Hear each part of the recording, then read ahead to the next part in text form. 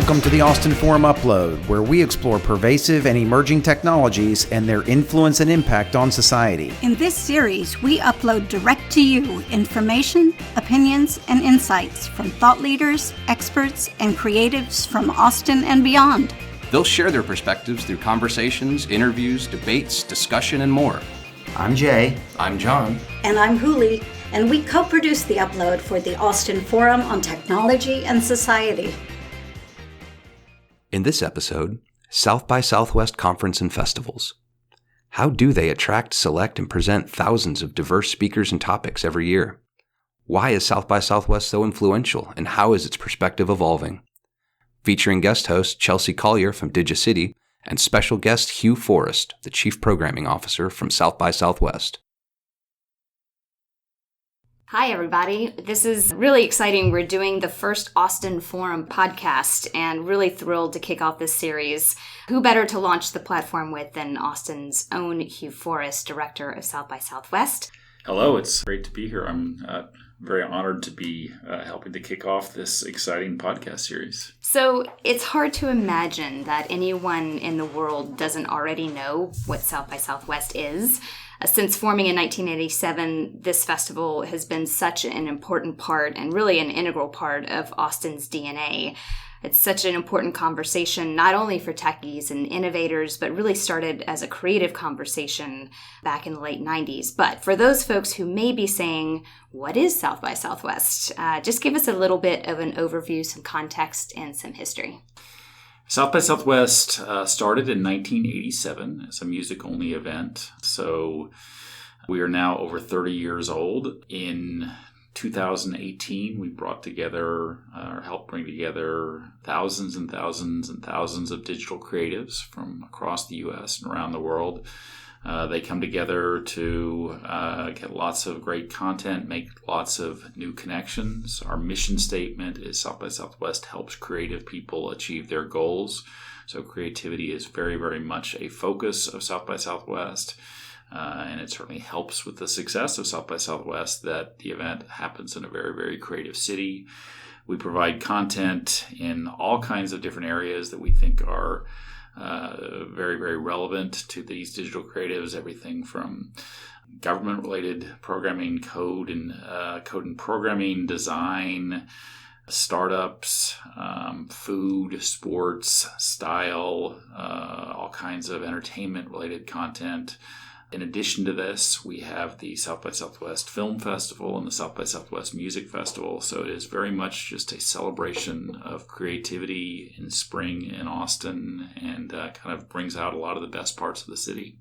Yeah. I think one of my favorite parts is really that overlay and that moire.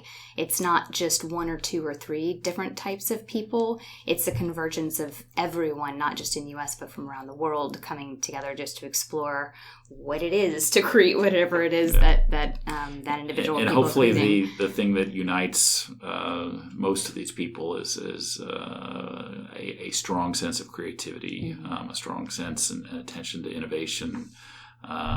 And just a very fertile environment for people to make great new connections that can lead to some really neat things. Mm-hmm. Nice. So every year, South by Southwest promises to be bigger and better. From my perspective, it seemed like this year certainly delivered. Austin Business Journal, our local business publication, referred to the South by Southwest week as one of big thinkers, big breakthroughs, and big bucks. Some of the big headlines this year were around 3D printed tiny homes, Worley's quantum computing keynote. Michael Dell made an appearance, as did Elon Musk, and these are just a few of the top highlights that I kind of paid attention to. But what were some of the highlights for you? Well, certainly we try to be better every year, and we have a long way to go to get where we want to be. The bigger part will take care of itself if we get better, and it's already plenty big enough. Thank you. Yeah. In terms of some of my personal highlights, probably the most outstanding memory this year was the Elon Musk stuff and how that came together at the very last minute, literally space of 36 to 40 hours from when we reached out to his chief of staff to when he got on stage at ACL Live. That's fantastic. Yeah, we've never really done anything that quickly, but it was neat that we had the flexibility, the agility, so to speak, to pull that together. A lot of people on the South by Southwest staff who are not me and much more talented than me worked really hard to make that such a meaningful experience. The fact that he talked about a lot of the projects he's passionately involved with, from drilling concept, which is called the Boring Company, to the idea of going to Mars.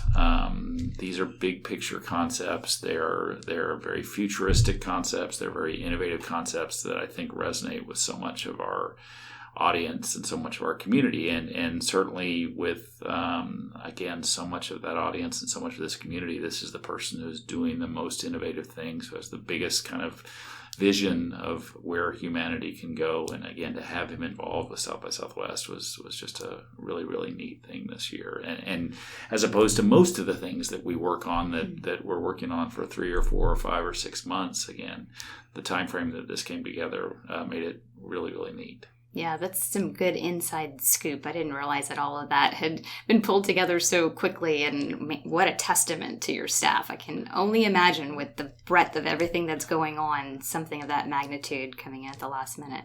Well, as with a lot of things, that when we do something right, a lot of things just lined up perfectly on that one. And again, it was a very strong experience for the people who got to attend the event, and was happy that we also were able to webcast that and create a video that people could watch afterwards. And again, just a very special memory from this year. Other things that were highlights in my mind, I feel like we were much more effective this year than in previous years about getting our message out and talking about the things that we feel are important, and particularly the importance of diversity within the tech industry, within these other creative industries. We really got that message out a lot better in 2018 than we have previously, and I think it certainly helped that is so much a focus of where we are in 2018 with the Me Too movement, with a lot of the stuff that happened with the tech industry, particularly last spring and last summer. So that was neat. Also certainly neat and helped that we had some very, very strong female speakers, including Esther Perel, who was our keynote on Friday, March 9th, and who ended up being named speaker of the event. I also think another big theme at this year's event was just a big increase in international participation. Had only our second, I believe, foreign keynote in 30 years of South by Southwest, and that was Mayor Sadiq Khan from London. He spoke on Monday, very, very powerful keynote speech that he gave that covered topics ranging from how tech companies, how startups need to pay more attention to all of society. He also talked about the dangers of too much hate speech on social media. Again, just a very powerful presentation, and very and great to have him involved in the event. And certainly his presence highlighted the increased international participation. We've seen that international participation growing over the last few years, but this year was certainly kind of a new level there. I think it's during South by Southwest is one of the few times of the year in Austin when you walk down the street and you hear many, many different languages being spoken. It's interesting to note that our growth is more dynamic, quote unquote, meaning growing faster internationally at this point than it is domestically. I think that speaks to the strength of brand Austin. I think it also just logistically speaks to the fact that it's easier to get to Austin from so many international destinations at this point. Not only do we have the direct BA flight from London, we had several flights from Europe that just were functional during South by Southwest week. A flight from Amsterdam, a flight from Stockholm, and that really helped push that international participation. It's also interesting to note along those lines that traditionally the United Kingdom was the biggest country outside of the U.S. at South by Southwest, the biggest in terms of number of participants. For 2018, the UK was overtaken by Japan in that role. So that certainly is indicative of the growing Asian influence in Austin in March. Certainly highlighted most by Japan, but we're seeing a lot of participation from Korea, more participation from China, more participation from Singapore. And again, all those things are just really neat in my mind and add to what makes South by Southwest so special. That it's just different kinds of people who think differently but come together with this kind of solid underlying theme of creativity. Mm-hmm. I think it's really important too. I mean, South by Southwest seems like it has such a huge responsibility with the world coming to Austin and coming to Austin specifically for this festival, this conference, this gathering. And it's interesting hearing you talk that these are major movements in terms of Austin's becoming more global, the conference is becoming more diverse, and big themes that I think every organization, whether you're a city, a nonprofit, a for-profit, a startup, is trying to move in that direction. And it all comes down to a series of tactics and smaller decisions like create more international flights, or make sure then when you're doing your panel picker that you really emphasize that you're paying attention to diversity of the speakers on that panel. And I think that's an interesting point of view and something that we can all pay attention to, that the big movements get done by tiny little iterative steps. Absolutely. So. It's always these small steps that inevitably lead to big things. Yeah. So speaking of execution, I'm finding it really interesting just to get a little bit of a peek behind the curtain. What does it take to make all of this happen? I mean, yes, it's been happening for 30 years, so iterative processes year to year. But when the last day of South by Southwest wraps and you're ready to start again, maybe you take a day off. What are some of the things you're paying attention to? How does the team mobilize? Just execution-wise, how does all this work? Definitely take more than a day off, take several days off. But I think one of the most important things to realize and to understand is that at this point, South by Southwest is a year-round effort in terms of planning. We'll spend a month to 6 weeks reading feedback, pouring through media accounts, talking to people about what went right and what needs improvement from last year's event. Talk about that a lot, try to make some sense out of that, because typically different people will say different things. But then by mid to late May, we are fully engaged for the next year's event. It is a long grind from May to March. But the number of details that an event the scale of South by Southwest has necessitates that long a incubation runway, however you want to phrase that. And certainly, I think back to the Elon Musk, how that happened and how that came together in 2018, I think that's a model that we love to always have, is that we have everything kind of in order such that we have that flexibility to do something last minute if and when that opportunity presents itself.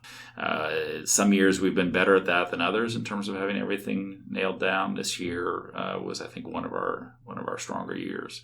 There are certainly a lot of other details that make for a successful South by Southwest. I mean, one of the things that really helped us this year was that we had 10 days of nice weather. And I think the weather is one of the things that you always causes the most stress, because you can plan so many of these details and try to account for them and try to plan for them. You cannot plan the weather. No. And so you're relatively helpless there. But the point is that when we don't have rain, when we don't have a late season cold front, which often happens, it just helps to spread people out. It helps to mitigate some of the crowding issues. People can enjoy Austin go to the hike and bike trail or go walk around the town lake, enjoy the fine restaurants we have in the city, enjoy walking around downtown or South Congress, and it helps people just kind of breathe and relax. Whereas if it's cold and rainy and everyone heads inside, that tends to create longer lines, tends to create a little more tension, tends to make for a more difficult experience for a lot of people, including the organizers. Sure. And that's a good takeaway, from this conversation too, which is account for a little bit of space, both for the really cool things like, hey, we get to have Elon Musk this year, and things like weather and everything in between. As a person who puts on a lot of events, I appreciate that. And sometimes we forget to do that. So looking forward to next year, the dates for South by Southwest in 2019 are March 8th through the 17th. What are the big themes that you're looking for, or is it too early to expect? I know you're kind of absolutely incorporating all the survey feedback and all the information that you've received from speakers and from attendees and from the city. And so what are you looking at moving forward? I think that for where we are now, which is roughly a month after the event, I would say that a lot of the themes that were very, very strong in March 2018 will probably be equally strong in March 2019. This attention to diversity and inclusion. We may have made some strong inroads there, but there's certainly a ton more work to be done there. This focus on international will also be strong next year. AI has been a big part of the event for the last couple of years. 2017 it was big, 2018 it was big. I think it will continue to be big in 2019, simply because it's such an important topic and so many people are excited about the future here. So many people are also apprehensive about the future. We did a lot with crypto and with blockchain this year. I would imagine that will continue in 2019. We've also seen a big push on health over the last few years. That certainly reflects how more health stuff is coming into Austin as a result of the Dell Medical School, and I think we'll see that continue to grow in 2019. What will be interesting is more kind of day-to-day, week-to-week, month-to-month are these kind of smaller innovations. And I was talking to a group last night about this and talking about how we did a day of transportation-related sessions this year's event, and that's something that we've done for the last couple of years. And we talked about flying cars and that, and innovations in the airplane industry, and also bike sharing. And what I'm kicking myself on is that we didn't catch the scooter sharing thing, which is now huge in Austin and various other cities. A month goes by and then scooters change the world, right? Exactly. And how did we miss that? And hope that we will be a little more attentive to trends such as that for 2019. I think another thing to which will be interesting in 2019 is we've certainly in the last 10 to 12 months, and then again, even in the last month since South by Southwest concluded, seen this big backlash against social media, and particularly Facebook with the Cambridge Analytica challenges. How will that play out at the 2019 event? If you followed the coverage of TED from 2 weeks ago, Facebook and the challenges there seem to be one of the recurring themes through those sessions. So it'd be interesting to see how we address that next spring, and particularly interesting because social media has been such a big part of the growth of South by Southwest, and I'm certainly a little bit apprehensive if we're coming to the close of the current kind of social media ecosystem, what that means for us. It must be challenging to want to influence these conversations as opposed to hosting them. And maybe I have that wrong. Maybe that isn't South by's job to host it, but rather just to convene the instigators. Is that a fair statement? Well, I think that's a really interesting quote-unquote statement or question, in the sense that we've traditionally thought that our role is more in terms of a platform to host the conversation. We shouldn't be driving the conversation. But I think that we are getting more comfortable with understanding the power and responsibility that we have, that things that we host at, things that we talk about, sessions that occur at South by Southwest do help shape the conversation. And previously I talked about the Sadiq Khan keynote. One of the things that he talked about in his keynote was his dislike for the Britain First page on Facebook, which is, has tended to have lots of racist content. Coincidence or not, 4 days after his keynote, that page was taken down by Facebook. I got to think that was somewhat a reaction to what he said. So again, we're becoming more comfortable with that responsibility, and I think taking more of an active role in understanding that we are not simply a neutral platform, that to some degree we help shape the conversation, and that's kind of a neat thing. That is a neat thing. Thanks for that. So as someone who's listening, as a creative person in their respective industry, whether that's technology, film, design, music, politics, media, community advocacy, on and on, what are the messages, what are the key points that you want them to hear? What do they need to know about South by Southwest, whether or not they've already been to the festival? I think the most important point is that focus on creativity, that while we focus a lot on technology, while we focus a lot on music, while we focus a lot on film and on the industries within those kind of big sectors, it's ultimately about creativity. And it's, again, bringing creative people together, exposing them to new ideas, letting them discover new things. So if you're a person who values creativity, and I hope we all do, then South by Southwest can be very beneficial to you personally and to your career. I think that kind of another thing to tie in on that note is that as we enter this age where AI, machine learning, these concepts become more and more of a factor, more and more important in our lives, I think we've got to understand and realize that creativity is becoming even more important. I mean, computers are very smart, and they can and will do a lot of the things that we do now. What will be even more of a prized asset, of a valuable commodity in the future, is people who can think very, very creatively in a way that computers can't think. And I think that South by Southwest is in a really neat position to help people kind of help people think that way, in that we have so many different disciplines that come together, so many different kind of ideas that come together. There's so many different things you can learn at the event and discover at the event, and really, really help shape your creativity for the years to come in the future. Yeah, it's a not to miss for sure. And I think some people look at quote unquote conferences as very transactional. And I love to talk to someone who's never been to South by Southwest. That number is dwindling day by day. But when they say, well, what am I going to get out of this conference? And for me personally, it's not what you get in terms of you go to this panel or you go to this trade show booth. It's not quite that transactional.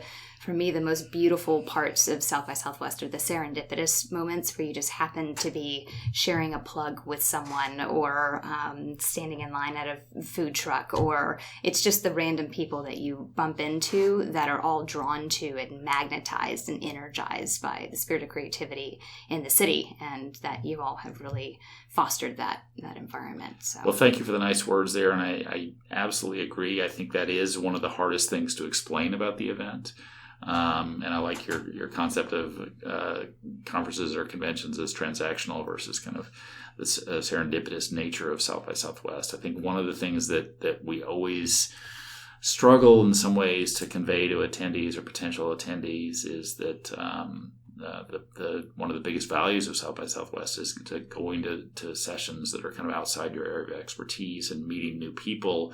As humans, we are trained to kind of stay in our tribes. And this is an event that so much of the value of the event is learning to escape your tribe and embrace new ways of thinking, new people, new ideas, new technologies. Critical skills for the future. Absolutely. Sure. Okay, so lots of takeaways, Hugh. You've given us a lot of great insight to the conference and a lot of wonderful things to learn. I think the one key takeaway is make sure you check out South by Southwest in 2019. Panel Picker will open relatively soon. The Panel Picker opens relatively soon, yes. We start accepting speaking proposals for 2019 on June 25th. That process will extend, I believe, to July 20th. So, again, the off-season gets increasingly short. The Panel Picker is our system for getting ideas from the community, speaking ideas from the community. We get about 70 to 80% of our programming from the community via this system.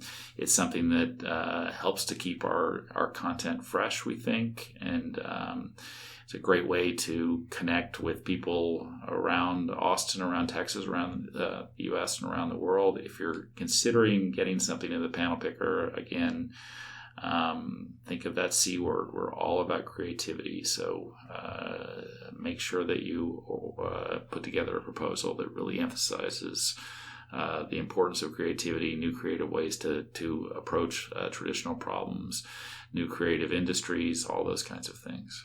Fantastic. All right, folks, you heard it here. Hugh, thank you so much for your Thank time. you. Thank you to the Austin Forum for allowing this platform to talk about this and many of the other exciting podcasts that are coming up.